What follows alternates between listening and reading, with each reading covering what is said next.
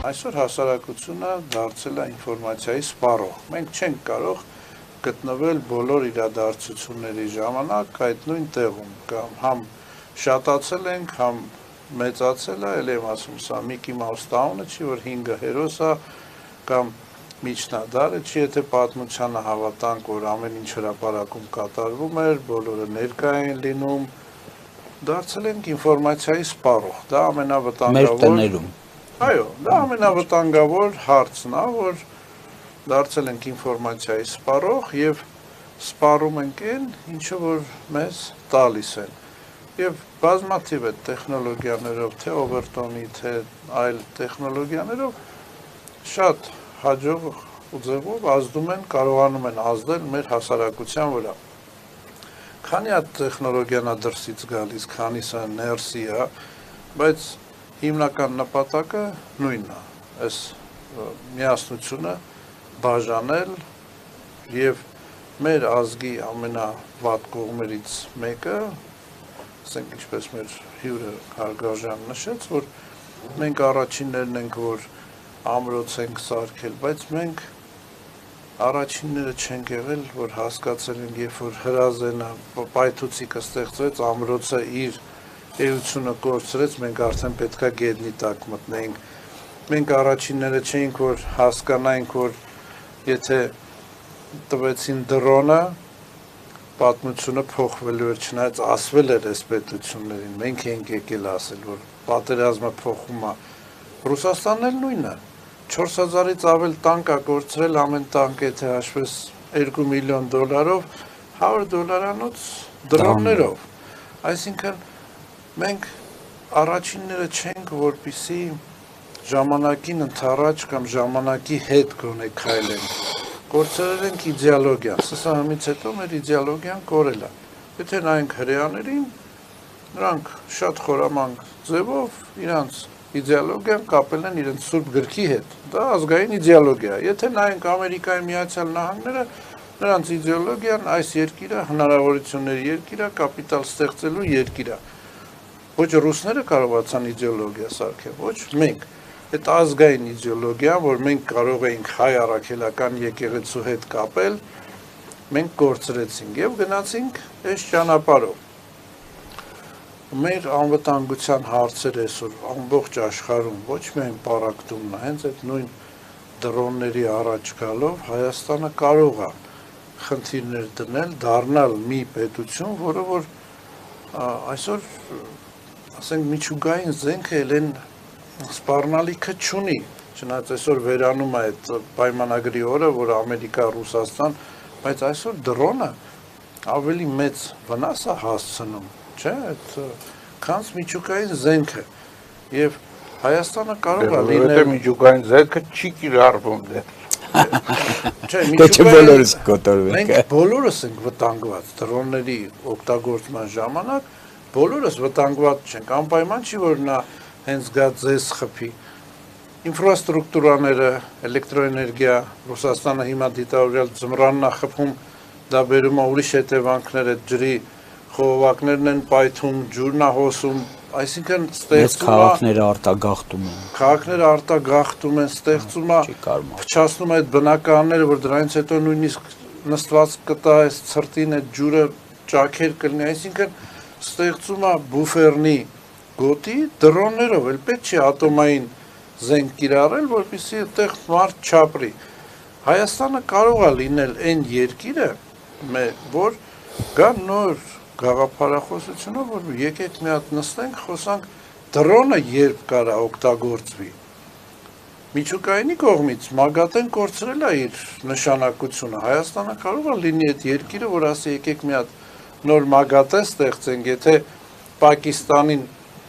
տվել եք ատոմային զենք, ինչի Իրանին չեք տալիս այս ջոկողությունը, այսինքն այս Մագատեն լրիվ ու Ասիայի հետ միավորվի եւ ստեղծի մի հատ Մագատեի պես, ինչ որ լինելով մենք միջուկային էլեկտրաէներգիայի երկիր, ունենալով բազմաթիվ միջուկային թե զենքի, թե ֆիզիկայի մասնագետներ, մենք կարող ենք հենց այդ երկիրը, որպեսզի անվտանգային նոր չի աշխատում, այս հին գաղափարները ասում եմ, թե դրոնային, թե պատերազմի ձևերով չի աշխատում այդ անվտանգային ձևերը։ Ինչ վերաբերում է Ինչու չի աշխատում։ Դե ասեցի հիմնական Արդյոք միայն ասենք, եթե ասեք ղեկավարությունը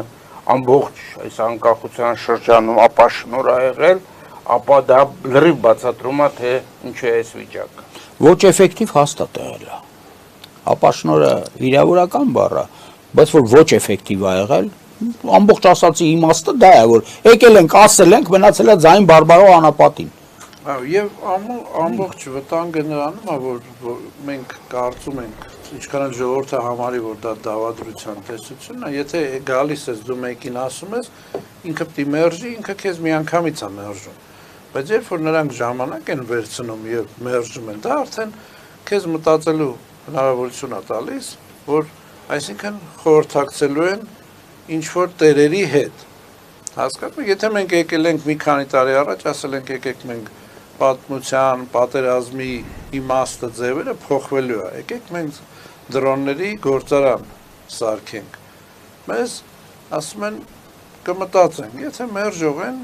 կմերժեն, հա։ Մի քանի օրից կամ մի շաբաթից ասում են մեզ պետք չի։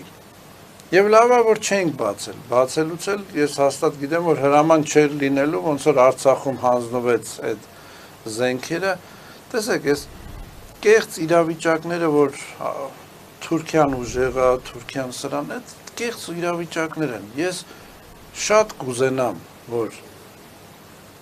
Թուրքիան խառնվի Արցախյան հաջորդ կոնֆլիկտի մեջ եւ մի անգամ քիթը կոտրի, որ էլ երբեք այդ ուղղությամբ չնայի։ Ռուսաստանն էլ 4 օրվա մեջ Ուկրաինա էր գրավում, հա, SVO-ը անցկացնում, բայց այսօր այնպիսի մի խայտառակ իրավիճակում է հայտնվել, որ ֆաշիստական գործողություններ անում։ Բառից բուն իմաստով երկիրը, որ մտնում էր ֆաշիզմի դեմ պայքարել, դարել է ամենամեծ ֆաշիստը։ Ամեն կողմով խաղ բնակության վերացումով, ասում եմ, անցած անգամ է նշեցի ես, որ երիտասարդ էինք սովետական միության հավաքականի մեջ էինք, մեզ տանում էին խատինն էին ցույց տալիս այդ վարված գյուղերը, մենակ ծխնելույզները մնացած, այսօր որ ես նայում եմ Ուկրաինան, նույն իրավիճակն է։ Ու բանակցությունների ժամանակ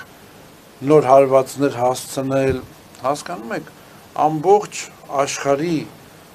Էլի հետ գնամ իմ ասացին, ամբողջ աշխարհի այս անվտանգային համակարգը կորել է։ Կորել է, իսկ կորել է միջև այս աշխարհը չնստի ու չտեսնի սկիզբը որտեղից է գալիս։ Մեր խախտված իրավունքներից ու չբերի դրան, որ ճանաչի մեր խախտված իրավունքները, շատ հետ թող չգնան, եթե չեն ուզում հələ 15 թիվ այդ 100-ամյա կոտորածը Եկեք 44 օրյայի խախտված իրավունքներից խոսանք, եկեք այս 120,000 ավելի մեր հայրենակիցների հայաթափումից խոսանք, խախտված իրավունքներ են, կփորձ, եթե դա ճանաչեն, այս հասարակությունը, այս աշխարհը կփորձի բուժվել այս հիվանդությունից, որ այսօր կա, ինչ վերաբերում է քրիստոնեական արժեքները, Իսպանիան հայտարարում է համարյա 500,000 մահմեդականի 3 չէ առաջ օրը անձնագիր են տալու, այսինքն այդ մուլտիկուլտուրալ են դառնում։ Հա, այդ երկրները գունավոր, հա, Եվրոպան գունավոր է դառնում, Անգլիայում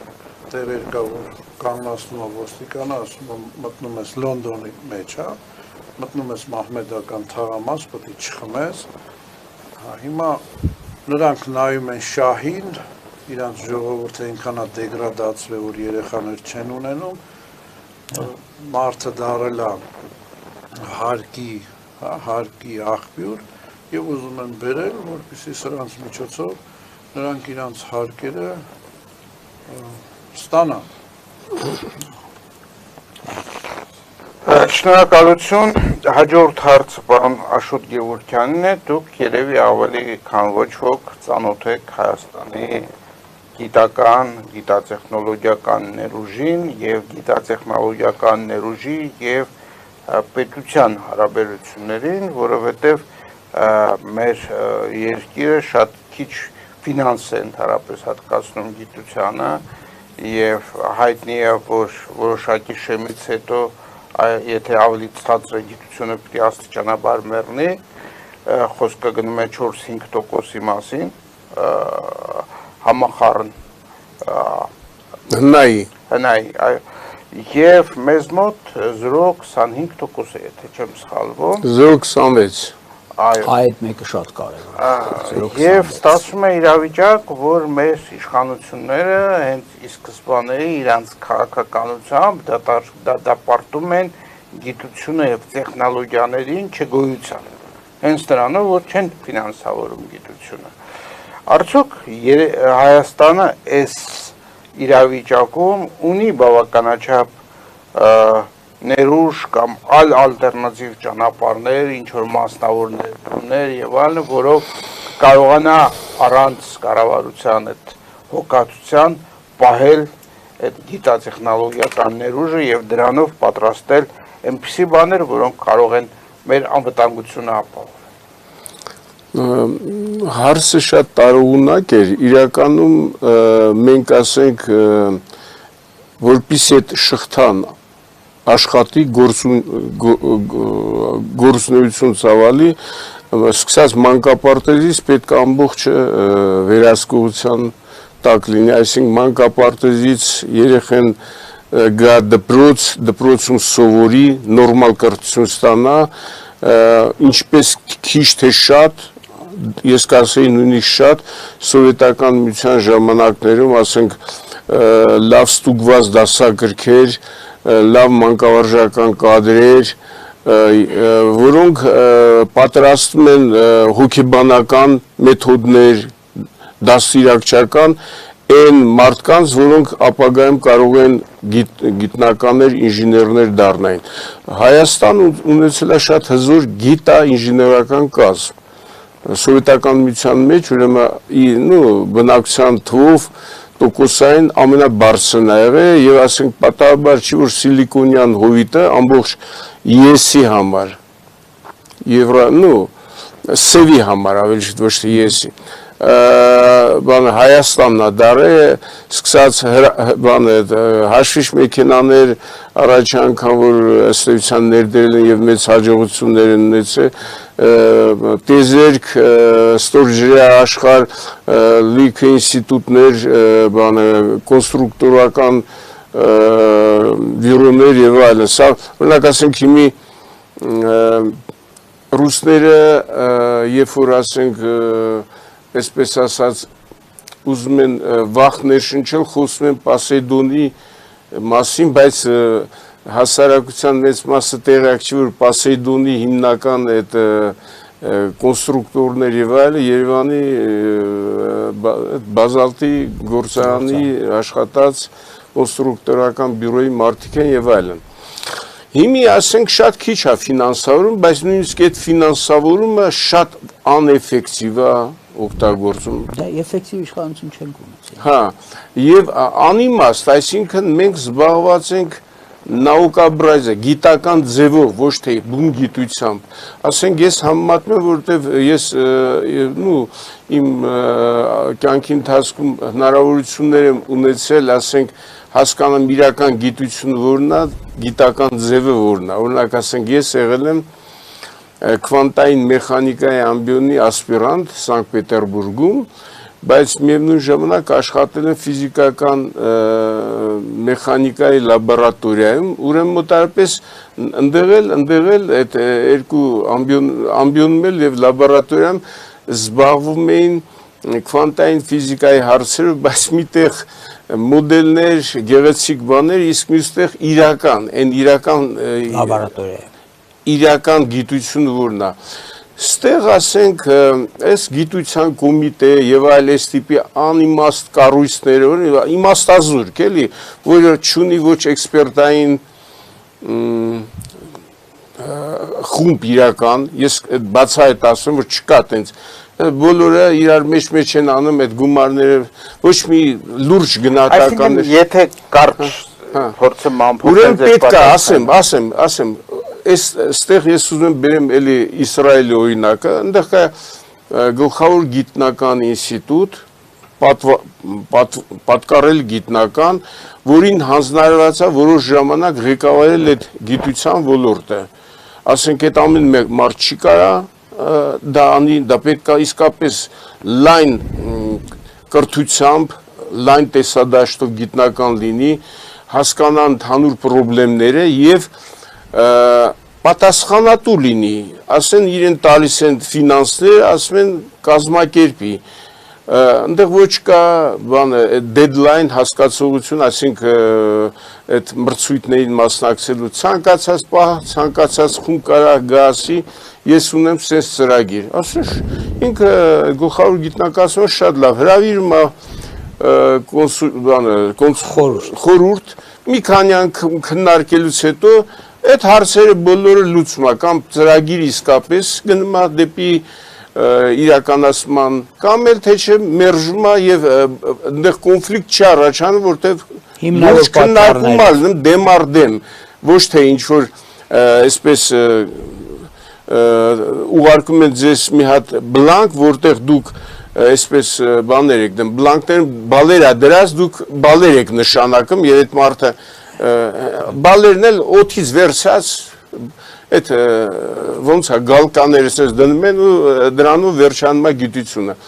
ուզում ասեմ հետո մենք ասենք պետք է հաշվի առնենք որ ահռելի մեծ սփյուռք ունենք որը ինֆորմատիվ է որը ես կարամ ասեմ մխրճված ամբողջ այսօրվա համաշխարհային գիտություն արհեստական բանականություն ֆիզիկային ֆիզիկա կենսաբանություն, գենետիկա, հիմի ասենք Օքսֆորդի լավագույն ասենք գենետիկայի ավարտած կոպիտ ասած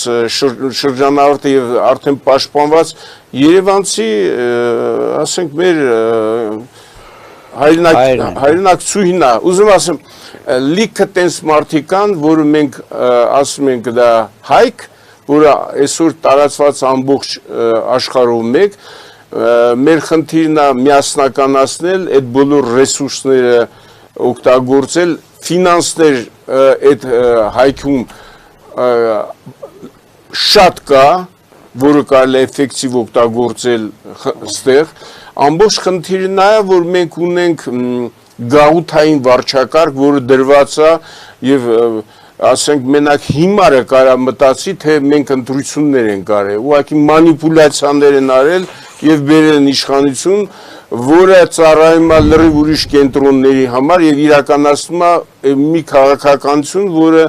պարոն Խաչատրյանը ճիշտ ասեց բացարձակ ապաշնոր ոչ մասնագիտական եւ հիմարը շատ ավելի մեծ վնաս կարա տա քան բանը թշնամու կողմից ուղարկված լրտեսը